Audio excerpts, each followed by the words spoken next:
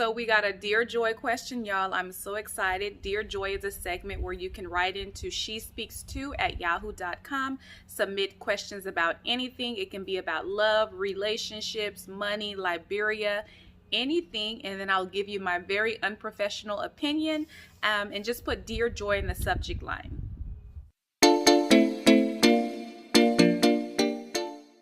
Hello and welcome to my channel. This is Joy from She Speaks Too. Make sure you like, make sure you comment, make sure you subscribe, make sure you share. I'm trying to really grow this channel and be a beacon of light to my fellow Liberians and my fellow Africans. So we got a Dear Joy letter. I'm about to read the letter, but once again, you can submit your questions or your letters to shespeakstoo@yahoo.com. Put Dear Joy in the subject line.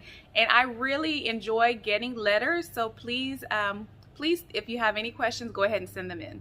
So this letter, I'm going to call the writer Marvin. I presume that he is African American. This was a very thought-provoking letter. I had to get out the history books. Disclaimer, I'm not a historian, so I will do the best I can, Marvin. It says, greetings. I have just come across your channel on YouTube and wanted to ask you about African Americans and Liberia. As you know, African Americans founded Liberia, and presently many are interested in getting to Liberia who have no direct connection to Liberia, such as yourself. How would you recommend African Americans go about this, and how would they be received given the troubled history of the 1980s coup? Thank you for your time. Perhaps a video on this topic with your thoughts would be appreciated by your subs. I want to say thank you to Marvin for asking this question, for taking the time out to even write me. I'm happy that African Americans are interested in getting to know more about Liberia. Sometimes when I used to talk about Liberia to my African American friends, they'd never heard of Liberia, they didn't know of the tides. So I'm glad that he's interested, and he even wants to know how Liberians would go about coming to Liberia to visit, and if they would be welcomed. For the purposes of this video, I may use the words Americo, Liberian, and Conga interchangeably, and we'll get into that later. And then also, for the purposes of this video, I may use the words Native or Indigenous to refer to Liberians who were in Liberia before the Americo Liberians came back. There is a history of the terms Native and Indigenous being used to insult people in Liberia, like terms like Hamana, Native woman, meaning her mom is country or she's not civilized. And so when I use those words today, that is not the connotation that I'm using them in. It is not to make anyone feel bad.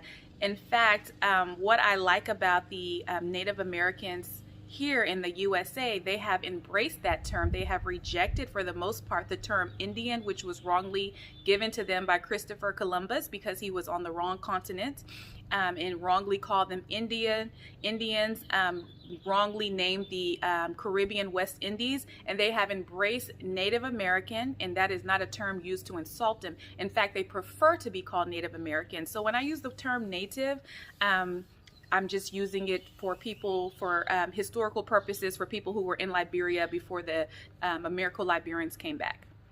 So Marvin said he is glad he came across my channel. Well, he didn't say he was glad. He said, greetings, I have just come across your channel. Well, I'm going to say he was glad that he found me. He was very glad. And he said, as you know, African Americans founded Liberia. And so that is true. Liberia, as the land existed, people lived in Liberia. There were various tribes. Americo Liberians came back. The freed slaves came back, and we started calling them Americo Liberians, and presently Conga. They came back, formed a formal government, declared Liberia an independent nation July 26, 1847. So that is true. And he says, many are interested in getting to Liberia but have no direct connection like myself. My father's family are Americo Liberians, and we know when the first ones came to Liberia. And then my mom's family, Indigenous, Gribble. So I'm a mixture of both of them.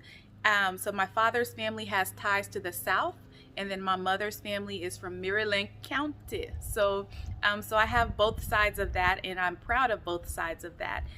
So because of that, I did my ancestry DNA, and it was very exciting. It was very exciting.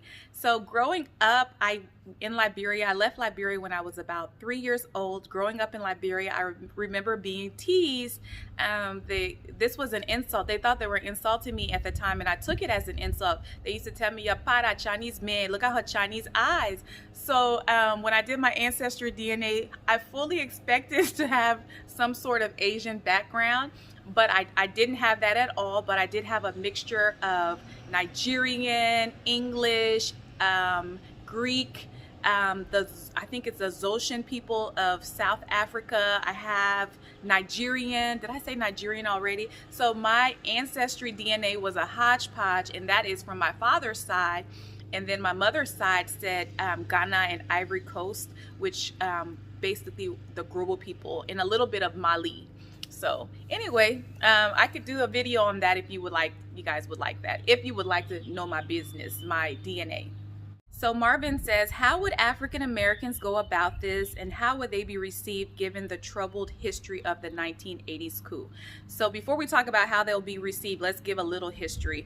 So when the Americo-Liberians came, they ruled Liberia from the time they landed until 1980, when there was a bloody coup. The president was assassinated. Members of his cabinet, ministers were assassinated, brutally killed. People were arrested, and so they ruled for over 130 years. So during the time of Americo-Liberian rule in Liberia, it was a time of tension. The natives, indigenous people, were not treated equally. You would think that given the history of slavery, that if you have a history of slavery and you know how it felt, you would come to another country and know that people should deserve, especially people that look like you, whether you were a light-skinned black person or a dark-skinned black person, people that look like you deserve to be treated equally. The native Liberians were looked down upon. They were seen as primitive, uncivilized, and so they were treated badly by the Americo-Liberians or present-day Congo people. So there have been tensions for a long time. And so in 1980, that tension built up, and there was a coup. Samuel K. Doe took over, and like I said, the president was assassinated. Samuel K. Doe was a member of the Kron tribe, which is an indigenous or native tribe of Liberia. And so that was the end of the rule for 130 years. Even given that history, I don't think there are still tensions between, you would think after all these years there wouldn't be tension. There are still tensions between native Liberians and Americo-Liberians or Congo people now. I still hear terms, people being referred to in ways that they shouldn't be referred to. It is not as bad as when I was growing up, I don't think, but there are still some tensions. However, surprisingly, that tension does not extend to African Americans. They almost have separated Congo from African Americans at this point. Maybe in the earlier days when African Americans first came, maybe the tension was extended to all free slaves, but now there's almost a separation. Congo people are seen as separate from African Americans. So that hostility or whatever tension that goes on with the tribes and the Americo-Liberians does not extend to African Americans. I feel like Liberians are one of the most welcoming African countries. We intermarry. We intermarry more frequently, to me, than any other African country. For instance, there was a time where Nigerians did not marry outside of other Nigerians, and they didn't even marry outside of their tribe, but it's becoming more acceptable. But with Liberians, we have always intermarried. We've always married people of other cultures, other nationalities, other races, and it usually has never been a problem. Both my sisters, both my siblings, my sister and my brother, are married to Americans, and my cousins, and I don't think that has ever been an issue in my family, and I don't feel like it's an issue with other Liberians. So he asked, how would one go about coming to Liberia? First, you need your passport. You need your passport, and then you would apply for a visa at the Liberian embassy. There's one in New York, there's one in Atlanta. You would apply for that. The visas usually are from 3 months, anywhere to 6 months, or it could be a year visa. So you would apply for your visa, and then I recommend you knowing someone in Liberia before traveling. However, I mean, you don't always have to. You don't always know someone when you're vacationing.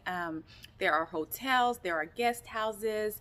You would need to have some form of transportation. I would not recommend you driving in Liberia if you've never been there before. So you would need a driver. And if you are really interested in doing that, you could email me at shespeakstoo@yahoo.com, and I can help you facilitate that. And I will do it for free this time. There are some health considerations when traveling, and I did a video about that. I'll put the link in the description box. What is required is a yellow fever vaccine, which they're going to put in your yellow book. That is required for all travel. And then I do recommend you getting the typhoid vaccination. I also recommend you making sure you have your hepatitis A series. So those are just health considerations, and there are more listed in the health considerations video. Like I said, I'll put the link in the description box. Right now, of course, we know that there's a global pandemic. Right now may not be the best time to travel, especially there is a U.S. warning telling people it's a no travel zone right now. You could always travel there, but that is just the recommendations due to the numbers rising with the pandemic. So, but if that's something you're interested in, definitely you can email me at shespeakstoo@yahoo.com. I hope I answered all your questions. African Americans are welcomed in Liberia wholeheartedly. And we Liberian people, we like strangers. We like strangers. We like to stare at people. I have a video about that too. So thank you for writing. I appreciate the time that you took to ask me these questions. This is Joy from She Speaks Too. Make sure you like, make sure you comment, make sure you subscribe, make sure you share with a friend, and I will see you later.